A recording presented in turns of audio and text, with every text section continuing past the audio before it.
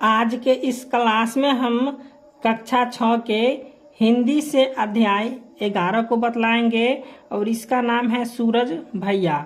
तो इस अध्याय के हम सभी प्रश्न को बतलाएंगे। आप लोग वीडियो को शुरू से लेके अंत तक देखिए और चैनल पे नए तो चैनल को सब्सक्राइब करके घंटी को बजा दीजिए।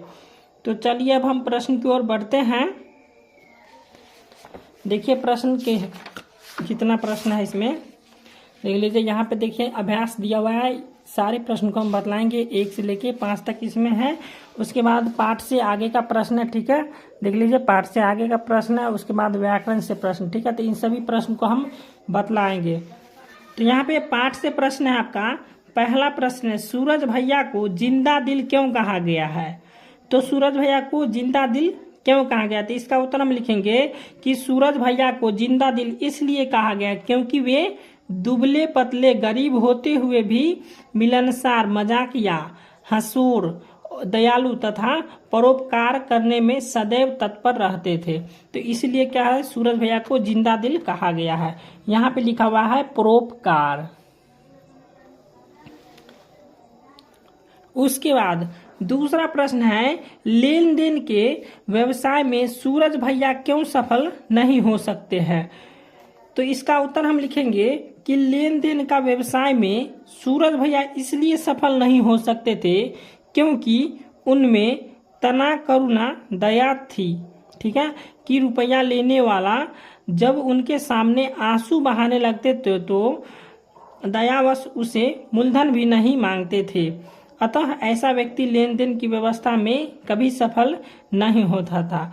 तो सूरज भैया जो है लेन देन की व्यवस्था में क्यों नहीं सफल होता था? क्योंकि सूरज भैया जो है लेन देन करते थे तो मूलधन का पैसा ले लेते थे और ब्याज जो होता था वो लेने में व्यक्ति जो है रोने लगते थे, इसलिए वह सूरज भैया जो है पैसे को छोड़ देता था। इसलिए जो है सूरज भैया जो है लेन देन के व्यवसाय में सफल नहीं था।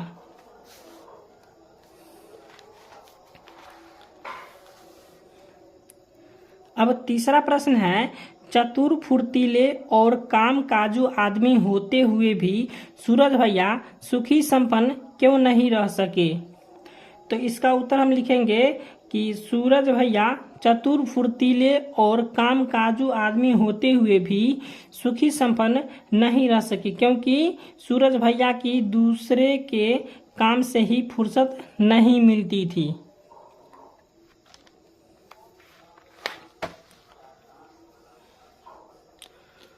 किसी के घर में कोई बीमार पड़ा तो वैद्य या डॉक्टर बुलाने का काम सूरज भैया करते और किसी को बाजार से सौदा लेना हो तो सूरज भैया लाते और किसी को किसी संबंधी का खोज खबर लेनी है तो सूरज भैया को भेजा जाता था और किसी को कोर्ट का काम हो तो सूरज भैया तैयार रहते थे। अर्थात गांव भर के लोगों का बोझ सिर पर लेकर अपना खेत घर को मटिया मेट कर दिया।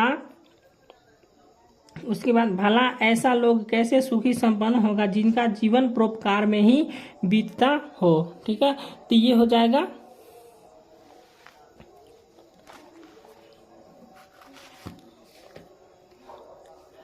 अब 4 नंबर प्रश्न है, सूरज भैया ने सादे कागज पर अंगूठे का निशान क्यों बनाया?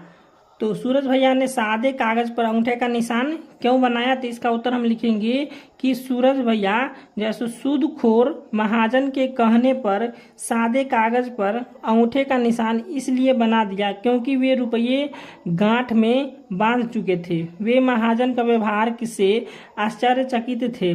जो महाजन कभी सूरज भैया से रुपया लेता, आज जब सूरज भैया को रुपया की जरूरत पड़ती तो महाजन ने अंगूठे का निशान लगाने की कहा तो सीधे साधे सूरज भैया निशान लगा दिए, ठीक है।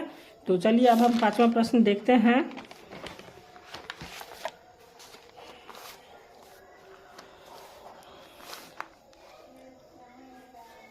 पांचवा प्रश्न है, अपनी शादी की बात सुनकर सूरज भैया ठठाकर क्यों हंस पड़े? सही उत्तर में सही का चिन्ह लगाइए।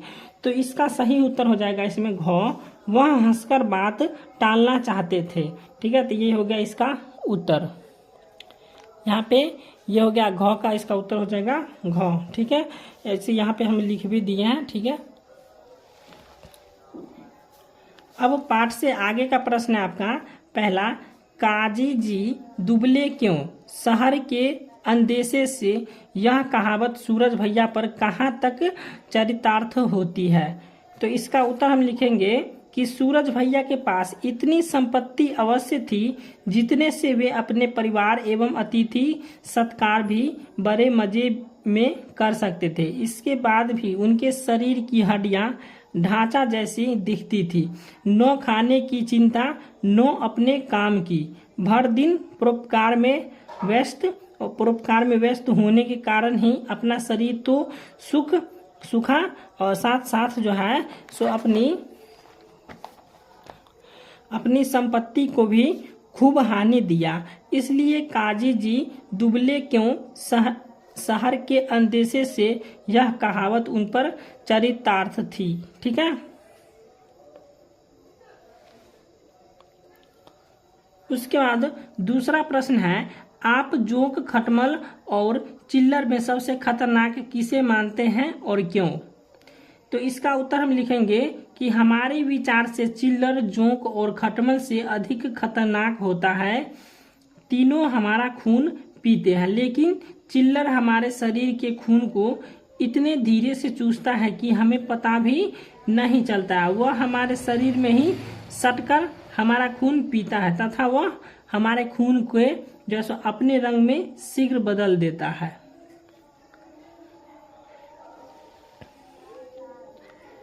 अब तीसरा प्रश्न है, सूरज भैया के दिनचर्या से आप कहाँ तक सहमत हैं? तो इसका उत्तर हम लिखेंगे कि सूरज भैया के दिनचर्या से हम बिल्कुल सहमत नहीं हैं। उनका कोई दिनचर्या ही नहीं है। दिन रात जो दूसरे के कामकाज में व्यस्त रहकर स्वयं को सुखा ले तथा अपनी संपत्ति को भी हानि पहुंचा दे, ऐसे व्यक्ति की दिनचर्या से कभी भी कोई व्यक्ति सहमत नहीं हो सकता है। अब 4 नंबर प्रश्न है, सूरज भैया के सेवा सदन का दरवाजा हमेशा खुला रहता है, इस आशय का क्या तात्पर्य है? तो इसका उत्तर हम लिखेंगे, सूरज भैया के सेवा सदन का दरवाजा हमेशा खुला रहने का आशय है कि जब भी चाहे दिन हो या रात, सर्दी हो या बरसात अथवा चिता पिलाती धूप, जिसने जो भी कहा करने को तुरंत तैयार। गांव वाले के लिए डॉक्टर बुलाना, बाजार से किसी का सामान लाना, किसी व्यक्ति के दूसरे गांव से समाचार लाना, सब काम बिना खाए पिए सदैव करते रहते थे, अर्थात दूसरों की सेवा के लिए सदैव तत्पर रहते थे। ठीक है, यहाँ से दिख नहीं रहा था। ठीक है, तो आप लोग यहाँ से देख लीजिए, यही लिखा हुआ था।